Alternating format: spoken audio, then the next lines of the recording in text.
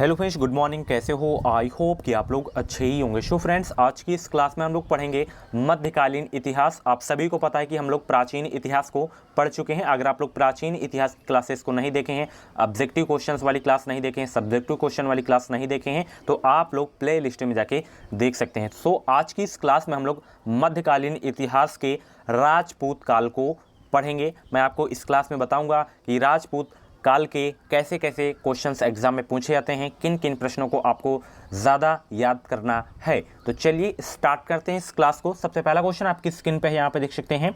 मैं इसमें जितने भी क्वेश्चंस लिया हूँ सारे सिलेक्टेड क्वेश्चंस लिया हूँ जो आपके एग्जाम में बार बार पूछे जाते हैं या जिनकी पूछे जाने की संभावना होती है। उन्हीं प्रश्नों को केवल मैं इस क्लास में शामिल किया हूँ। तो ध्यान से आप लोग पूरी क्लास को देखिएगा, अधूरी क्लास को मत देखा करें, कोई फ़ायदा आपका नहीं होगा। क्योंकि स्टार्टिंग में इसमें थोड़ा क्वेश्चन जो है मज़ेदार कम है, लास्ट में थोड़ा जो है क्वेश्चन मज़ेदार है, ठीक है, बीच में भी मज़ेदार है, ठीक है। तो ध्यान से आप लोग देखिएगा।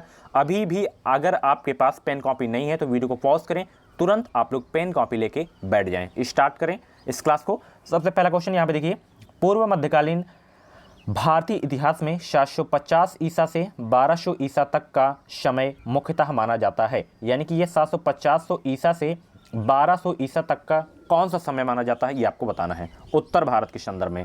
अभी हम लोग जो है दक्षिण भारत के संदर्भ में भी पढ़ेंगे अगली क्लास में, जो शाम को आएगी अभी क्लास।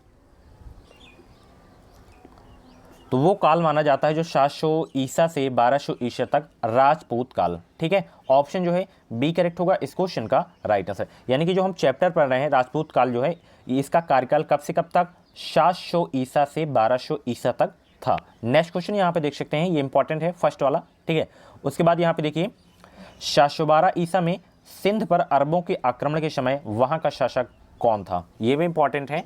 तो वहाँ के जो शासक थे वो थे दाहिर थे। ऑप्शन जो है बी करेक्ट होगा इस क्वेश्चन का राइट आंसर। अगला प्रश्न, सर्वप्रथम भारत में जजिया कर लगाने का श्रेय सिंध के विजेता मोहम्मद बिन कासिम को दिया जाता है। उसने किस वर्ग को इस कर से पूर्णतः मुक्त रखा था? किसको, किस वर्ग के लोगों को जो है पूर्णतः मुक्त रखे थे?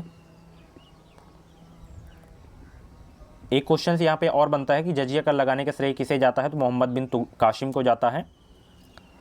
तो ये जो है ब्राह्मणों को जो है पूर्णतः मुक्त रखा गया था। ऑप्शन जो है सी करेक्ट होगा इस क्वेश्चन का राइट आंसर। सारे के सारे इंपॉर्टेंट क्वेश्चन है। अगला प्रश्न जो कि ये लंबा प्रश्न है, कभी भी एग्जाम में नहीं आ सकता, ठीक है।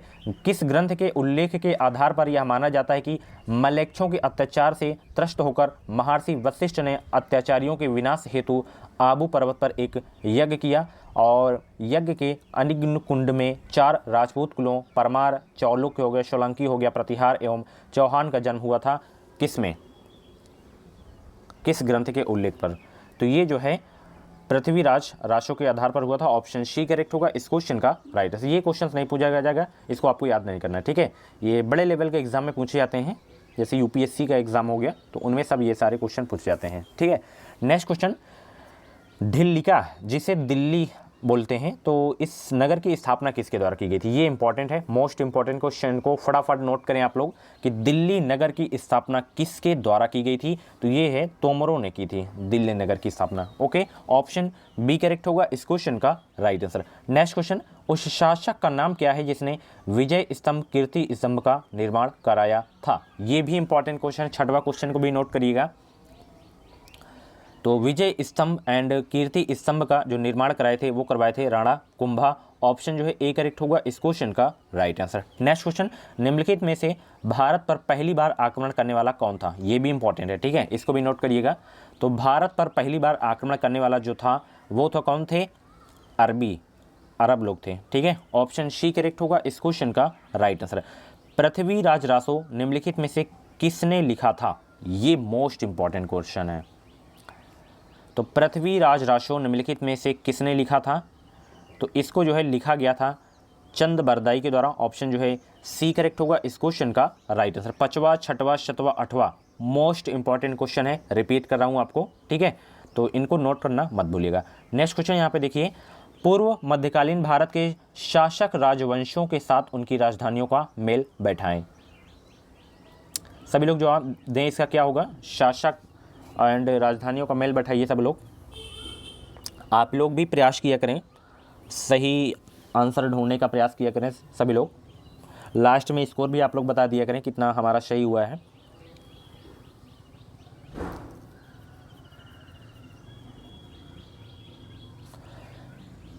तो देखिए यहाँ पे प्रतिहार, जिसे परिहार भी बोलते हैं, तो इसकी राजधानी कहाँ पे है? तो इसकी राजधानी है कन्नौज में। कहाँ पे है? कन्नौज में, ठीक है। उसके बाद चंदेल, चंदेल की जो राजधानी है वो कहाँ पे है? खजुराहो में है, ठीक है। उसके बाद परमार, जिसे पवार भी बोलते हैं, तो इसकी राजधानी कहाँ पे है? धार है, तो इसकी चालुक्य अहिलवाड़ा हो जाएगी, ठीक है। तो इसमें सिंपल सा ही ABCD ऐसे दिया है, तो ABCD इसमें देखिए किस में दिया गया है? ये वाले में। ये आपका सही हो जाएगा, ऑप्शन सी वाला। ओके, नेक्स्ट क्वेश्चन यहाँ पे देखिए, इसको आप लोग अलग से लिख लीजिएगा, ठीक है। वर्ष 1100 ईस्वी में निर्मित मंदिर जो भुवनेश्वर के अन्य मंदिरों पर प्रधानता रखता था, कौन सा मंदिर है? तो वो मंदिर कौन सा है? वो मंदिर है त्रिभुवनेश्वर लिंगराज मंदिर। ऑप्शन जो है सी करेक्ट होगा इस क्वेश्चन का राइट आंसर। 11वां प्रश्न जो है बहुत इंपॉर्टेंट है, दिलवाड़ा मंदिर कहाँ पर स्थित है? दिलवाड़ा मंदिर कहाँ पर स्थित है? और भी अभी मंदिर के क्वेश्चन हैं जो कि टेम्पल से एक क्वेश्चन 100% आएगा, स्टैटिक जीके के अंतर्गत आ जाता है ये। तो दिलवाड़ा मंदिर कहाँ पे स्थित है? सभी लोग जवाब दें। तो ये है राजस्थान के आबू पर्वत पर। ऑप्शन जो है डी करेक्ट होगा इस क्वेश्चन का राइट आंसर। खजुराहो स्थित मंदिरों का निर्माण किसने किया था? तो खजुराहो स्थित जो मंदिरों का निर्माण किया गया था वो किया गया था चंदेल राजपूतों के द्वारा। ऑप्शन जो है डी करेक्ट होगा इस क्वेश्चन का राइट आंसर। अगर आपकी भी इच्छा है गवर्नमेंट कॉलेज में एडमिशन लेने की, तो आप हमारा कोर्स ज्वाइन कर सकते हैं, कम समय में बेहतरीन तैयारी कर सकते हैं, ठीक है। PDF के द्वारा मात्र 99 रुपये में आप लोग अपनी पूरी तैयारी कर सकते हैं। इस PDF में जो है सिलेबस के अकॉर्डिंग क्वेश्चंस लगाए गए हैं, टॉपिक वाइज लगाए गए हैं, ठीक है, चैप्टर वाइज। 99 रुपये। इस वीडियो के डिस्क्रिप्शन बॉक्स में इसकी लिंक है, लिंक के माध्यम से जब आप लोग अपना उसमें फॉर्म भरेंगे, name, mobile number, email ID जब उसमें डालेंगे, तो पेमेंट करने के बाद आपको ईमेल आईडी पे वो PDF सेंड कर दी जाएगी, ठीक है। और ये सभी वर्गों के लिए है, ठीक है। सारे के सारे ऑब्जेक्टिव क्वेश्चंस होंगे, एक भी क्वेश्चंस इसमें फालतू नहीं लगाया गया है। जो भी क्वेश्चंस लगाए गए हैं सिलेक्टेड क्वेश्चंस लगाए गए हैं जो एग्जाम में पूछे जाते हैं हर वर्ष, ठीक है। और सारे के सारे ऑब्जेक्टिव क्वेश्चन होंगे, हिंदी लैंग्वेज में होंगे, और इसमें प्रैक्टिस सेट पेपर्स देखने को मिलेंगे, ठीक है। और आपको पुराने पेपर भी इसमें लगाए गए हैं, देख सकते हैं आप लोग, ठीक है। तो जाके परचेज कर सकते हैं इस कोर्स को, कम समय में अपनी तैयारी कर सकते हैं। अगर आप लोग अभी बुक्स वगैरह नहीं लिए हैं तो बुक्स मत लीजिए, इस PDF को ले लीजिए, पूरा बुक्स है, ई बुक बोलते हैं इसे, तो जाके परचेज कर सकते हैं, ठीक है। अगला प्रश्न यहाँ पे देख सकते हैं, विजय स्तंभ कहाँ स्थित है? सभी लोग जवाब दें, विजय स्तंभ कहाँ स्थित है? तो ये स्थित है चित्तौड़गढ़ में। ऑप्शन जो है सी करेक्ट होगा इस क्वेश्चन का राइट आंसर। लिंगराज मंदिर की नींव डाली थी किसने? ये भी इंपॉर्टेंट क्वेश्चन है, लिंगराज मंदिर की नींव किसने डाली थी? तो इसकी जो है नींव डाली थी ययाति केसरी ने। किसने? ययाति केसरी ने। ऑप्शन जो है ए करेक्ट होगा इस क्वेश्चन का राइट आंसर। सोमनाथ के मंदिर पर 1025 ईस्वी में महमूद गजनवी के आक्रमण के समय गुजरात का शासक कौन था? ये भी इंपॉर्टेंट है, 13वां, 14वां, 15वां, तीनों के तीनों मोस्ट इंपॉर्टेंट क्वेश्चन है। तो उस समय जो गुजरात के शासक थे वो थे भीमदेव प्रथम। ऑप्शन जो है ए करेक्ट होगा इस क्वेश्चन का राइट आंसर। हिंदू विधि पर एक पुस्तक मिताक्षरा किसने लिखी थी? मिताक्षरा किसने लिखी थी? तो मिताक्षरा पुस्तक जो लिखी गई थी वो लिखी गई थी विज्ञानेश्वर के द्वारा। ऑप्शन जो सी करेक्ट होगा इस क्वेश्चन का राइट आंसर। 17वां प्रश्न में आप लोग स्टार लगा लीजिए, ठीक है। ब्लैक पगोड़ा है, ब्लैक पगोड़ा कहाँ पे है? तो ब्लैक पगोड़ा है कोणार्क में। ऑप्शन जो सी करेक्ट होगा इस क्वेश्चन का राइट आंसर। ब्लैक पगोड़ा का अन्य नाम क्या है? सूर्य मंदिर, ठीक है, ये भी आपको याद रखना है। सूची फर्स्ट को सूची सेकंड के साथ सम्मिलित करना है आपको। यहाँ पे कुछ राजवंश हैं, उनकी राजधानियां हैं, तो सही से मैच करें आप लोग।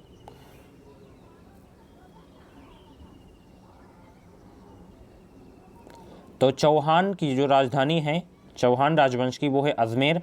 गढ़वाल की राजवंश की कन्नौज।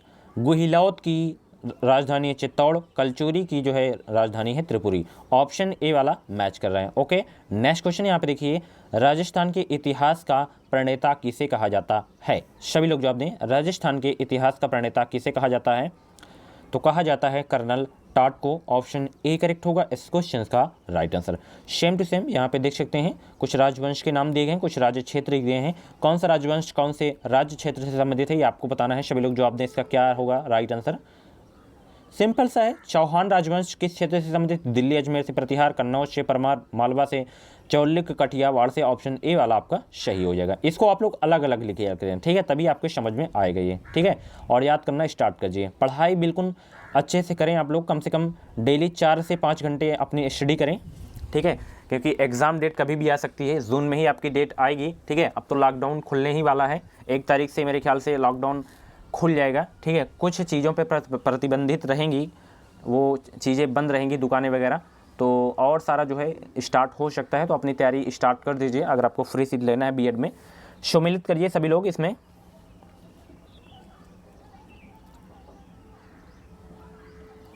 तो चंदेल जो है किस राज्य क्षेत्र से संबंधित है? ये बुंदेलखंड से है। कलवरी छेदी से है आपका। गढ़वाल, कन्नौज से, गुहिलोत मेवाड़ से है। ये हालांकि पूछा नहीं जाता, बट मैं करवा रहा हूँ, ठीक है। अगला प्रश्न आप देखिए, जो कि मोस्ट इंपॉर्टेंट क्वेश्चन है। विक्रमशिला शिक्षा केंद्र के संस्थापक का नाम क्या था? स्टार लगा लीजिएगा, इस क्वेश्चन को हल्के में मत लीजिएगा। विक्रमशिला शिक्षा केंद्र के संस्थापक का नाम है। अगर आप लोग जीके में अच्छा खासा स्कोर करना चाहते हैं, हिंदी में अच्छा खासा स्कोर करना चाहते हैं, तो मेरे चैनल से आप लोग जुड़े रहें। चैनल को सब्सक्राइब करके बगल में बेल आइकन को ऑल पे प्रेस कर लीजिएगा। इस चैनल के माध्यम से आपको निश्चित मदद मिलेगी।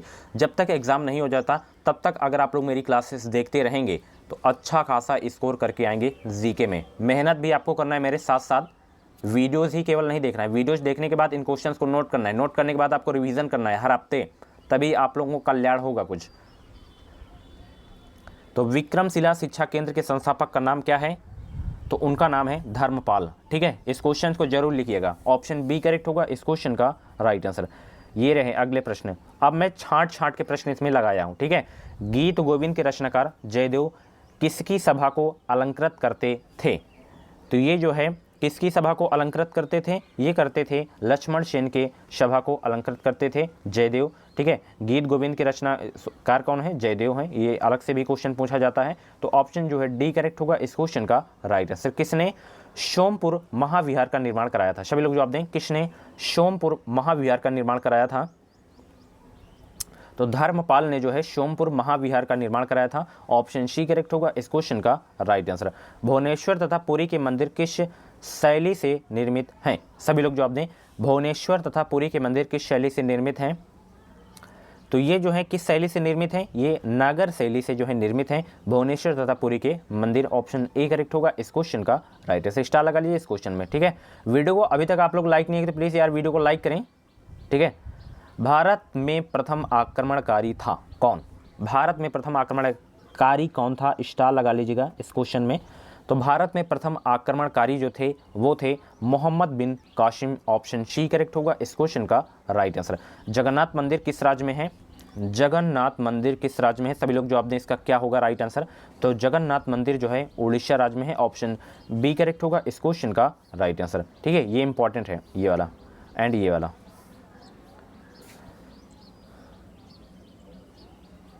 पुरी में स्थित कोणार्क के विशाल सूर्य देव के मंदिर के निर्माता कौन थे? यानी कि जो उड़ीसा में जो है मंदिर है कोणार्क यानी कि सूर्य मंदिर जो है, इसके निर्माता कौन है? तो इसके निर्माता हैं नरसिंह प्रथम। ऑप्शन ए करेक्ट होगा इस क्वेश्चन का राइट आंसर। अजय पाल संस्थापक थे किसके? तो अजय पाल संस्थापक थे किसके संस्थापक थे? ये थे अजमेर के संस्थापक। ऑप्शन सी करेक्ट होगा इस क्वेश्चन का राइट आंसर। अगला प्रश्न देखिए, निम्नलिखित शहरों में से किसमें लिंगराज मंदिर अवस्थित है? लिंगराज मंदिर कहाँ पे स्थित है ये आपको बताना है। ये भी इंपॉर्टेंट क्वेश्चन है, मोस्ट इंपॉर्टेंट क्वेश्चन इसे बोल सकते हैं। टेम्पल से एक प्रश्न फिक्स है आपका एग्जाम में, ठीक है। कोई भी एग्जाम हो, ये स्टैटिक जीके के अंतर्गत आता है। और स्टैटिक जीके से अगर मान के चलिए कि 50 जीके के क्वेश्चन आएंगे, 50 में कम से कम 25 मान के चलिए कि स्टैटिक जीके के क्वेश्चन आएंगे, ठीक है। जुड़े रहें ऐसे ही मेरे चैनल से, निश्चित ही आप लोग अच्छा खासा स्कोर करके आएंगे। तो लिंगराज मंदिर जो है कहाँ पे स्थित है? ये है भुवनेश्वर में। ऑप्शन ए करेक्ट होगा इस क्वेश्चन का राइट आंसर। अगला प्रश्न यहाँ पे देखिए, पाल वंश का संस्थापक, मोस्ट इंपॉर्टेंट क्वेश्चन यहाँ पे मैं लिख दिया था। ये यूपीपी 2018 के एग्जाम में आया था, यूपी कांस्टेबल के एग्जाम में। पाल वंश का संस्थापक गोपाल को माना जाता है। ऑप्शन ए करेक्ट होगा इस क्वेश्चन का राइट आंसर। पाल वंश की राजधानी क्या है? पाल वंश की राजधानी सभी लोग जवाब दें क्या होगा? तो पाल वंश की राजधानी है मुदगिरी, जिसे मुंगेर भी बोलते हैं। ऑप्शन ए करेक्ट होगा इस क्वेश्चन का राइट आंसर। ये इंपॉर्टेंट क्वेश्चन है, ठीक है। राष्ट्रकूट वंश का संस्थापक कौन था? तो राष्ट्रकूट वंश के जो संस्थापक थे वो थे दंतदुर्ग या दंतीवर्मन द्वितीय भी देखने को मिलेगा, तो दोनों याद रखना है। ऑप्शन जो है ए करेक्ट होगा इस क्वेश्चन का राइट आंसर। जिसमें इंपॉर्टेंट लिखे हैं इनको नोट करना मत भूलिएगा मेरे प्यारे मित्रों। राष्ट्रकूट वंश की राजधानी कहाँ थी? राष्ट्रकूट वंश की राजधानी थी कहाँ थी? सभी लोग जवाब दें, सभी लोग बताएं राष्ट्रकूट वंश की राजधानी कहाँ थी? तो इसकी जो है राजधानी थी मालखंड में, जिसे मान्यखेत भी बोलते हैं। ऑप्शन ए करेक्ट होगा इस क्वेश्चन का राइट आंसर। रामचरित की रचना किसने की? रामचरित की रचना किसने की? सभी लोग जवाब दें। तो रामचरित की जो रचना की गई थी वो की गई थी संध्याकर नंदी के द्वारा। ऑप्शन जो है डी करेक्ट होगा इस क्वेश्चन का राइट आंसर। पाल वंश के पतन के बाद बंगाल का राजनीतिक नेतृत्व प्रदान किया था किसने? तो इसको जो है नेतृत्व प्रदान किए थे सेन वंश ने। ऑप्शन ए करेक्ट होगा इस क्वेश्चन का राइट आंसर। सेन वंश का संस्थापक, ये इंपॉर्टेंट है, सेन वंश का संस्थापक कौन था? संस्थापक से क्वेश्चन पूछा जाता है ज़्यादातर, या तो इस टॉपिक से टेम्पल से पूछेगा, टेम्पल्स तो आएगा ही। सेन वंश का संस्थापक कौन था? तो सेन वंश का संस्थापक था सामंत सेन। ऑप्शन ए करेक्ट होगा इस क्वेश्चन का राइट आंसर। सामंत सेन याद रखना है, ठीक है। खजुराहो के मंदिर का संबंध किससे है? खजुराहो के मंदिर का संबंध किससे है? ये भी इंपॉर्टेंट है। तो इसका जो संबंध है शैव संप्रदाय से एंड वैष्णव संप्रदाय से, जैन संप्रदाय से, इन तीनों संप्रदाय से संबंधित है खजुराहो के मंदिर का। ऑप्शन यानी कि डी वाला करेक्ट हो जाएगा। ओके, सभी लोगों को क्लियर हो गया। जैन वास्तुकला का प्राचीनतम उदाहरण मिलता है किसमें? तो जैन वास्तुकला का प्राचीनतम उदाहरण मिलता है किसमें मिलता है? ये मिलता है दिलवाड़ा में। ऑप्शन ए करेक्ट होगा इस क्वेश्चन का राइट आंसर। सभी लोग इसमें सम्मिलित करें 81 क्वेश्चन में। ऑप्शन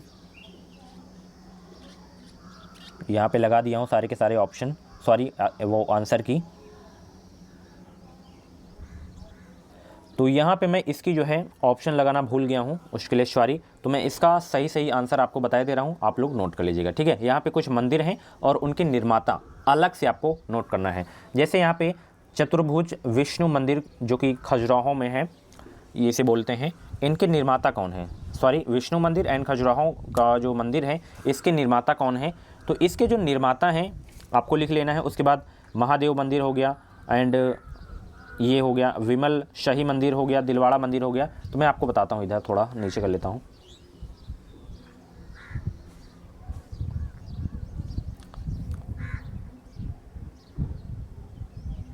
देखिए, जैसे यहाँ विष्णु मंदिर खजुराहो का मंदिर दिया गया तो इनके निर्माता यशो वर्मा हैं। एंड कंदारिया महादेव मंदिर खजुराहो का मंदिर, ये इनके निर्माता है धंग। विमल शाही मंदिर आबू दिलवाड़ा मंदिर, विमल शाह वैश्य हैं इनके निर्माता। एंड लून वशही देवरानी जेठानी मंदिर आबू दिलवाड़ा, इसके जो निर्माता हैं वो हैं तेजपाल व वास्तुपाल। ये इंपॉर्टेंट है, ठीक है। तो चारों मंदिरों के निर्माताओं के नाम आपको याद रख लेना है। यहाँ पे इसकी PDF है, ठीक है, और ये इसका बैनर है मेरे कोर्स का। तो इस कोर्स को आप लोग परचेज कर लें, 99 रुपीज़ कुछ भी नहीं होता। अगर आपको 50,000 अपनी फ़ीस बचाना है, कम पैसों में बीएड करना है, तो इस कोर्स को परचेज करें और बेहतरीन तैयारी आप लोग अपना स्टार्ट कर दें, ठीक है। मेरे साथ जुड़े रहें, इस चैनल के माध्यम से आपको निश्चित मदद मिलेगी। अगर आपको अभी ख्वाब है कि हम गवर्नमेंट कॉलेज में एडमिशन ले लें बीएड में, तो आप लोग इस चैनल से जुड़े रहें, ठीक है। 99 रुपीज़ का कोर्स है। इस वीडियो के डिस्क्रिप्शन बॉक्स में उसकी लिंक दे दिया हूँ और ये सभी राज्यों के लिए है। और इस क्लास की जो PDF हो रही थी, अभी ये क्लास जो चल रही थी, इसकी PDF चाहिए तो टेलीग्राम से प्राप्त कर सकते हैं फ्री में, ठीक है। Education with Sahil Telegram channel का नाम है। और अगर आपके मन में बीएड से संबंधित कुछ डाउट है तो इंस्टाग्राम पे मुझे फॉलो कर सकते हैं या कमेंट बॉक्स में अपनी क्वेरी कर सकते हैं। उसमें अगर आपका डाउट क्लियर नहीं हो रहा था, इंस्टाग्राम पे मुझे फॉलो करें। इंस्टाग्राम की मेरी यूजर ID FT साहिल, इस वीडियो के डिस्क्रिप्शन बॉक्स में इंस्टाग्राम की मेरी ID की लिंक दे दिया हूँ, तो आ जाके फॉलो करें और चैनल को सब्सक्राइब करें, वीडियो को लाइक करें, इस वीडियो को शेयर करें अपने अदर फ्रेंड के साथ, ताकि वो लोग भी अपनी तैयारी कर सकें। थैंक यू, मस्त रहें, खुश रहें।